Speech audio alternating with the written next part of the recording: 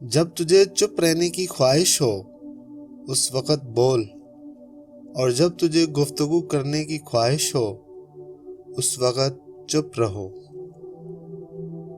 جو ہنستے ہوئے گناہ کرتا ہے وہ روتے ہوئے جہنم میں جائے گا۔ جو شخص علم کا مزاج نہیں رکھتا اس کے سامنے علمی گفتگو کرنا گویا اس کو اذیت دینا ہے۔ مسجد میں منافقوں کی حالت وہی ہوتی ہے جیسے چڑیوں کی پنجرے میں کہ دروازہ کھلتے ہی اڑ جاتی ہیں۔ زیادہ مت ہنسو، زیادہ ہنسنا بیوقوفی کی علامت ہے۔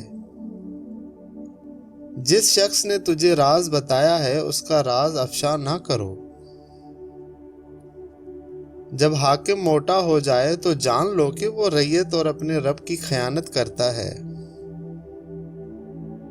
رضامندی کی آنکھ ہو تو اسے کوئی عیب نظر نہیں آتا، اور جب ناراض ہو جائے تو اسے صرف برائیاں ہی برائیاں نظر آتی ہیں۔ نظر اس وقت تک پاک رہتی ہے جب تک جھکی رہے۔ جھگڑے میں کودنا بہت آسان ہے لیکن نکلنا بہت مشکل۔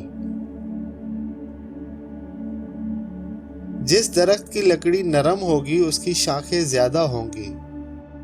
بس نرم خو اور نرم گفتار بن جا تاکہ تیرے دوست زیادہ ہوں۔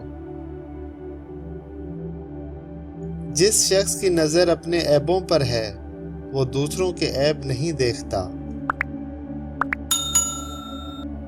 جس شخص کی امیدیں قلیل ہوتی ہیں اس کے اعمال درست ہوتے ہیں۔ جو شخص شرم و حیا کا لباس پہن لے گا لوگ اس کی برائی نہیں کر سکیں گے۔ جب تک کوئی بات تیرے منہ میں بند ہے تب تک تو اس کا مالک ہے۔